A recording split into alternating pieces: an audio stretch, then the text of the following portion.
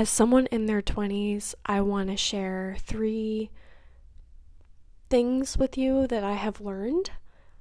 I've been in many different kinds of relationships, long-term, short-term. I've been on many good dates and bad dates, and these are 3 things I really think are important for everyone to know who is dating actively, or if you're in a long-term relationship. I think these are good things to reflect on.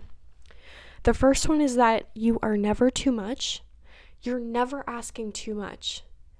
And majority of the time, you're asking for the bare minimum, right? Like, you might be asking for more time or more reassurance.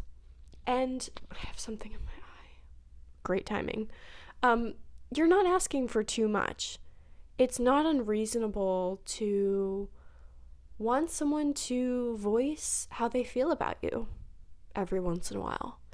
That is a normal request. Just as you would in a friendship, you want that in a relationship, and that is okay. And if someone can't meet your need, that's okay too, but they are not the person for you. Okay, I want to preface this by saying my rabbit is enjoying our time together. In this case, your feelings are valid. I want to state that first. All your feelings are valid, regardless of who said what, who did what. Both sides are valid for feeling those things. In my experience, asking someone to meet you at a certain place is going to get you an answer faster than saying, I'm upset you did this, I'm upset you did this, I'm upset you did this. It kind of creates a lot of back and forth, right? Because then the other person starts trying to justify why they did this to you and why they did this. Hop is having a great time back there. In a good example, right? You feel like someone is not giving you enough time or energy. Hop, enough. Hold on, 2 seconds. Down. She chose my bed frame. In a good example, right? You want someone who can say to you every once in a while, hey, I miss you, I'm thinking about you, I've been super busy, but I want to talk to you. Can we talk tomorrow or later this week when I have time? That is reasonable. If you're looking for that for someone, I personally would start off by saying, hey, I hope everything's good with you. I really need every once in a while to talk on the phone. I need some kind of communication to let me know that we're still good. Is this something you can do? And if they can't meet you there and say, I'm so sorry, I would love to speak to you more, I've just been so busy, I'm going to make more of an effort, that gets you your answer, versus if they react the other way and say, I just have so much going on, I've just got stuff, and that's it. That's your answer, right? That gets you a gauge of where this person's head is, and if they're not capable of meeting you for the bare minimum, then they clearly have something else going on, or it's just not working between you two for whatever reason. And that's valid, but you deserve someone who can at least meet you and say, hey, I'm so sorry, I didn't realize. I'm going to make more of an effort now too. The third thing is that people, specifically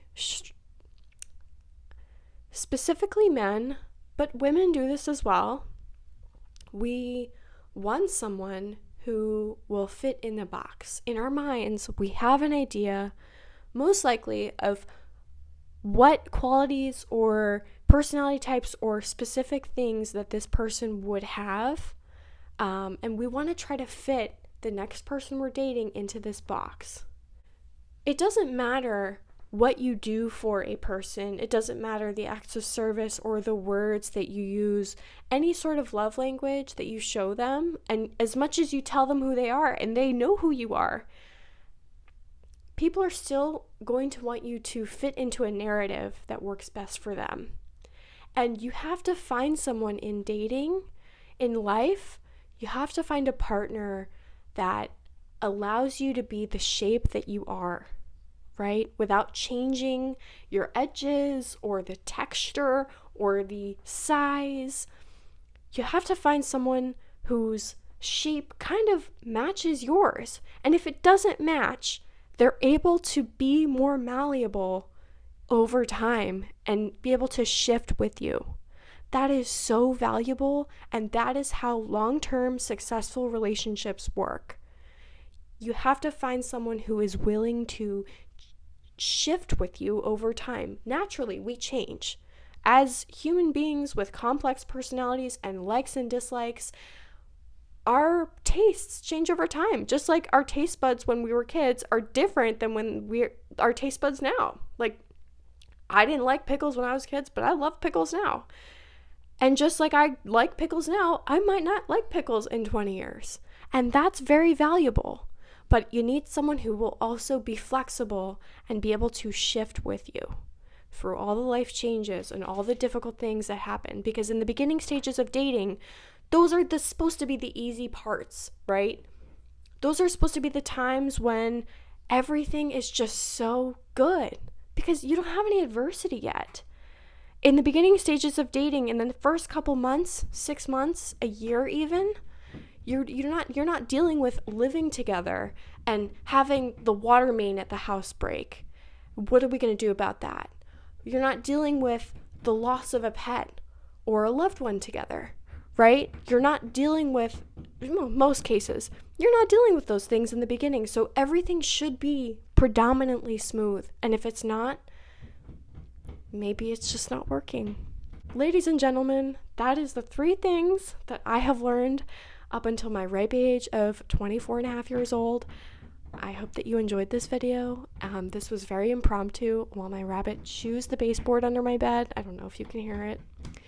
If you like this video, I hope it helped you or gives you some things to reflect on. And if you disagree, I respect you. We have different experiences, and that is valid too.